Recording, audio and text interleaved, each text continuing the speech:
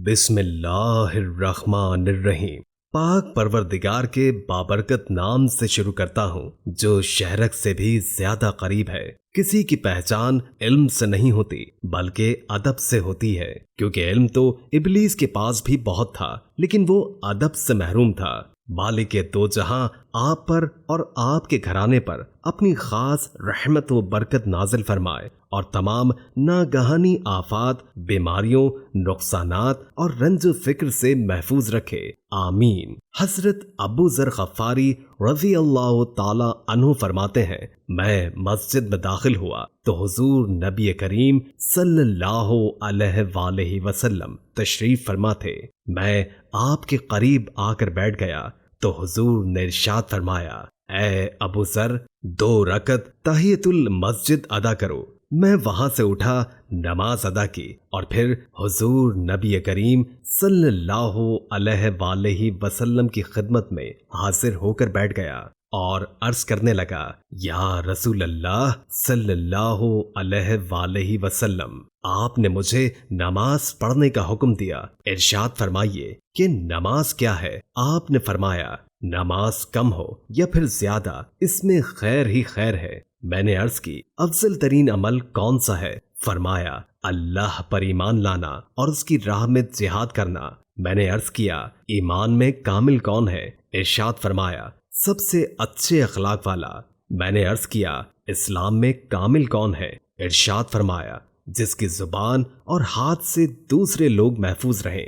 میں نے عرض کی، افضل ترین ہجرت کون سی ہے؟ ارشاد فرمایا، گناہوں کو ترک کر دینا سب سے افضل ترین ہجرت ہے۔ میں نے عرض کیا، یا رسول اللہ صلی اللہ علیہ وآلہ وسلم، اللہ نے کتنی کتابیں نازل فرمائی؟ ارشاد فرمایا، 100 صحیفے اور 4 کتابیں، 50 صحیفے حضرت حیش علیہ السلام پر اور 3 صحیفے حضرت ادریس علیہ السلام پر، 10 صحیفے حضرت ابراہیم علیہ السلام پر اور 10 صحیفے حضرت موسیٰ علیہ السلام پر توریت نازل ہونے سے پہلے نازل کیے۔ اس کے علاوہ 4 آسمانی کتابیں اللہ تعالیٰ نے نازل فرمائی، تورات، انجیل، زبور اور قرآن مجید۔ میں نے عرض کیا، یا رسول اللہ صلی اللہ علیہ وآلہ وسلم، حضرت ابراہیم علیہ السلام کے صحیفوں میں کیا تھا؟ ارشاد فرمایا، وہ سب عبرت و نصیحت پر مشتمل تھے۔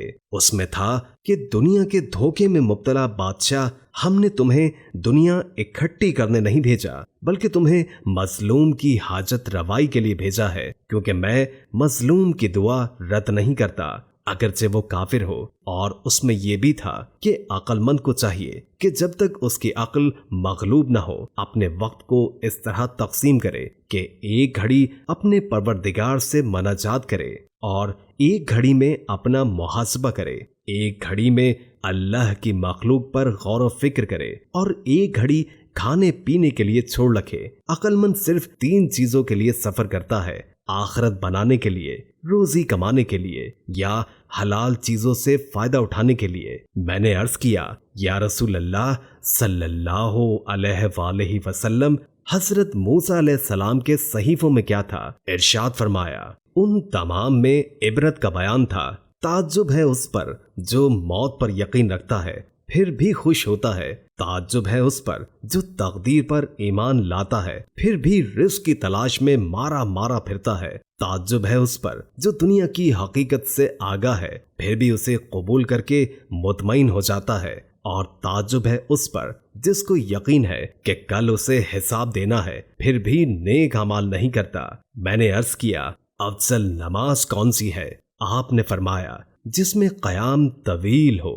میں نے عرض کیا، یا رسول اللہ صلی اللہ علیہ وآلہ وسلم، روزوں کے بارے میں ارشاد فرمائیے۔ آپ نے فرمایا، روزے فرض ہیں اور اللہ کے ہاں ان کا اجر کئی گنا ہے۔ میں نے عرض کیا، افضل جہاد کون سا ہے؟ آپ نے فرمایا، جس میں گھوڑے کے پاؤں کٹ جائیں اور اس کا خون بہہ جائے۔ میں نے عرض کیا، افضل صدقہ کون سا ہے؟ آپ نے فرمایا، کم ہونے کی صورت میں بھی فقیر کی حاجت روائی کرنا۔ میں نے عرض کیا، قرآن حکیم کی سب سے بڑی آیت کون سی ہے؟ آپ نے فرمایا، آیت الکرسی۔ اے ابو ذر، کرسی اور ساتویں آسمان کی حیثیت میدان میں پڑی انگوٹھی کی مانند ہے، اور عرش کی فضیلت کرسی پر ایسی ہے جیسے میدان کی فضیلت انگوٹھی پر۔ میں نے عرض کیا یا رسول اللہ صلی اللہ علیہ وآلہ وسلم، انبیاء کرام علیہ السلام کی تعداد کتنی ہے؟ ارشاد فرمایا کم و بیش 1,24,000۔ میں نے عرض کیا یا رسول اللہ پہلے نبی کون ہیں؟ ارشاد فرمایا حضرت آدم علیہ السلام۔ میں نے عرض کیا یا رسول اللہ کیا وہ نبی مرسل ہیں؟ ارشاد فرمایا کہ ہاں، اللہ نے انہیں دست قدرت سے پیدا فرمایا اور ان میں اپنی طرف کی روح پھونکی، پھر سب سے پہلے انہیں ٹھیک عالم نساء بنایا، پھر سب سے پہلے اللہ نے خود حضرت آدم علیہ السلام سے کلام فرمایا۔ میں نے عرض کیا یا رسول اللہ مجھے نصیحت فرمائیے۔ ارشاد فرمایا میں تمہیں اللہ سے ڈرنے کی وصیت کرتا ہوں، کیونکہ تقوی تمام اعمال کی بنیاد ہے۔ میں نے عرض کیا یا رسول اللہ مزید ارشاد فرمائیے۔ آپ نے فرمایا قرآن کریم کی تلاوت اپنے اوپر لازم کر لو، یہ زمین میں تمہارے لیے نور اور آسمانوں میں تمہارے تذکرے کا باعث ہے، اور زیادہ ہنسنے سے بچو کیونکہ اس سے دل مردہ اور چہرہ افسردہ ہو جاتا ہے۔ اچھی بات کے سوا کچھ نہ کہو، شیطان تم سے دور بھاگے گا اور نیکیوں میں مدد ملے گی۔ جہاد کو لازم پکڑو، یہ میری امت کی رہبانیت ہے۔ میں نے عرض کیا یا رسول اللہ صلی اللہ علیہ وآلہ وسلم مزید ارشاد فرمائیے۔ آپ نے فرمایا دوسروں کی ان خامیوں میں اعتراض نہ کرو جو تمہارے اندر پائی جاتی ہیں، اور ان کاموں پر غصہ نہ کرو جنہیں تم خود بھی کرتے ہو، اور کسی کی غیبت کے لیے یہی بات کافی ہے کہ تم اس کے بارے میں ایسی بات کہو جسے اپنے لیے برا جانتے ہو، یا دوسروں کے ان کاموں پر غصہ نہ کرو جنہیں تم خود بھی کرتے ہو۔ حضرت ابو ذر غفاری رضی اللہ تعالی عنہ فرماتے ہیں پھر آپ صلی اللہ علیہ وآلہ وسلم نے اپنے دست اقدس میرے سینے پر مار کر فرمایا اے ابو ذر، کفایت شاری سے بڑھ کر کوئی عقل مندی نہیں، گناہوں کو چھوڑنے سے بڑھ کر کوئی تقوی اور پرہیزگاری نہیں، اور حسن اخلاق سے بڑھ کر کوئی شرافت نہیں۔ حضرت ابو ذر غفاری رضی اللہ تعالی عنہ فرماتے ہیں کہ میں نے پوچھا یا رسول اللہ صلی اللہ علیہ وآلہ وسلم، حضرت ابراہیم علیہ السلام اور حضرت موسیٰ علیہ السلام کے صحیفوں کی